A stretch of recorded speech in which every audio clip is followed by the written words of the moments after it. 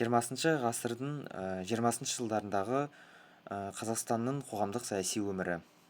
20 ғасырдың 20 жылдарында Қазақстан тарихында түбегейлі өзгерістер орын алған күрделі әрі шешуші кезең болды. Бір жағынан азамат соғысының зардаптары әлі басылмағанымен, екінші жағынан жаңа кеңестік мемлекеттік жүйенің негіздері қалыптаса бастады. Осы жылдары ұлттық мемлекеттілік мәселесі, мәдени құрылыс, әдебиеттегі жаңа бағыттар және түркі халықтарының тағдыры туралы пікірталастар кең өріс алды. Сол себепті бұл кезеңді жан-жақты қарастыру қазақ қоғамының сол уақыттағы даму логикасын тереңірек түсіндіруге мүмкіндік береді. Алдымен қазақ автономиясының құрылуы қазақ мемлекеттілігінің жаңғыруындағы аса маңызды тарихи белес болып табылады. 1917 жылғы төңкерістерде кейін билік вакуумы пайда болып, әр аймақта өзіндік саяси күштер қалыптаса бастады. Ал 1919 жылы Қырғыз-Қазақ революциялық комитеті Қазревкомның құрылуы болашақ автономияның әкімшілік негізін қалады. Кейін 1920 жылдың 26 тамызында Ресей Федерациясының жоғарғы органдары Қырғыз-Қазақ автономиялық кеңестік социалистік республикасын құру туралы декрет қабылдады. Бұл қазақ жерлерін бір мемлекеттік бірлікке біріктіру процесі бастауына әкелді. Кейін сол жылдың 4 қазанда Орынборда автономияның құрылуы ресми түрде жарияланды. Осы тарихи оқиғаларда ұлт зиялыларының еңбегі ерекше болды. Олардың ішінде Әлімхан Ермековтің рөлі айрықша аталады. 1920 жылы Мәскеуде өткен отырыста Ермеков қазақ жерлерінің заңды аумағын қорғап, Лениннің алдында ғылыми негізделген баяндама жасады. Ол қазақ халқының этнографиялық, тарихи-экономикалық тұрғыдан белгілі бір аумаққа ие екенін дәлелдеп, Семей, Ақмола, Торғай, Орай облыстарының және басқа да шекаралық аймақтардың қазақ автономиясына қайтарылуына қол жеткізді. Осылайша Қазақстан аумағы 2,7 миллион шаршы шақырым көлеміне бекітілді. Бұл оның ұлттық мемлекеттілік қалпына келуі жолындағы маңызды дипломатиялық әрі ғылыми жеңісі болды. Сонымен қатар Ермеков жер-су реформаларының білім беру жүйесінің қалыптасуына да үлес қосқан. Кейін 20 жылдардағы мәдени құрылыста кеңестік биліктің ең басым бағыттарының бірі болып табылады. Елдің сауатсыздығын деңгейін жоғары болғандықтан, сауатсыздықты жою қозғалысы ұйымдастырылды.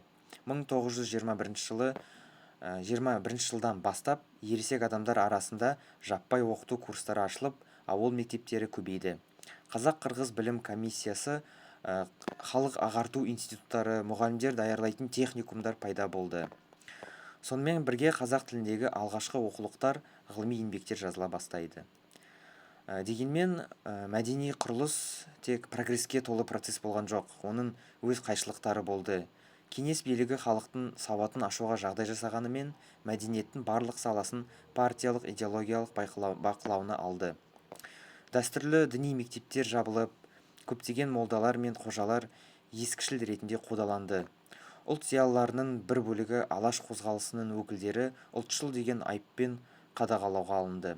Ұлттық мәдениетті қолдау ісімен бірге оны кеңестік мазмұнға бейімдеу саясаты қатар жүрді. Осы кезеңде латын графикасына көшу басталып, ол бір жағынан оқу ағарту ісін жеңілдеткенімен, екінші жағынан қазақтың араб жазуымен байланысын үзіп, мәдени дәстүрлердің жалғастыруына әсер етті. 20 жылдар қазақ әдебиеті үшін ерекше өрлеу кезеңі болып табылады. Соғыстан кейінгі қоғамның ауыр шындығы, жаңа билік, әлеуметтік өзгерістер әдебиеттің негізгі тақырыптарына айналды. Бұл жылдары Сәкен Сейфуллиннің революциялық пафосқа толы еңбектері кең тарады. Оның «Тар жол тайғақ кешу» атты тарихи мемуарлық романы азамат соғысы кезіндегі оқиғаларды алғашқы болып көркем тілмен суреттейді. Кейін Бейімбет Майлиннің әңгімелері, повестері ауыл кедейлерінің тұрмысын, жаңа саясаттың қарапайым адам тағдырына әсерін бейнелейді. Ілияс Жансүгіровтің Күйші, Құлагер, Жолдастар шығармалары әдебиетті жаңа көркемдік биікке көтерді. Ал алаш дәуірінің көрнекті өкілдерінің бірі Мағжан Жұмабаев бұл кезеңде ұлттық романтизмді дамытып, түркішілдік идеяларын поэзияда айқын көрсетті. Оның шығармаларында еркіндік, тәуелсіздік, туған жерге деген махаббат ерекше орын алады. Алайда 1929 жылдан бастап Мағжан мен көптеген алаштықтар кеңестік идеологиялық қайшы деген желеумен қудалауға ұшырады. Осы жылдардағы қоғамдық ойдағы ерекше құбылыстардың бірі Мұстафа Шоқайдың эмиграциядағы қызметі. Ол Түркістан автономиясының жетекшісі атанған, кеңес билігін мойындамай шетелге кетуге мәжбүр болды. Парижде жүріп, ол кеңестер билігіндегі Түркістан атты еңбегін жазды. Бұл кітапта Шоқай кеңестік биліктің түркі халықтарына жасаған саясатын сын тұрғысынан талдайды. Ол большевиктердің шын мәнінде халыққа еркіндік бермегенін, керісінше Ресей империясының отаршылдық саясатын жаңа формада жалғастырғанын ашып көрсетеді. Кейін кеңес үкіметінің саяси қуғын-сүргінде, экономикалық қысымда, мәдени және діни шектеулерде көрінген нағыз тоталитарлық қырын анық дәлелдейді. Қорытындылай келгенде, 20 ғасырдың 20 жылдары Қазақстан тарихында саяси, мәдени, рухани тұрғыдан қат-қабат өзгерістердің кезеңі болды. Қазақ автономиясының құрылуы ұлттық мемлекеттіліктің жаңа сатысы болды. Мәдени құрылыс пен әдебиеттегі жаңару қоғамның рухани келбетін түбегейлі өзгертті.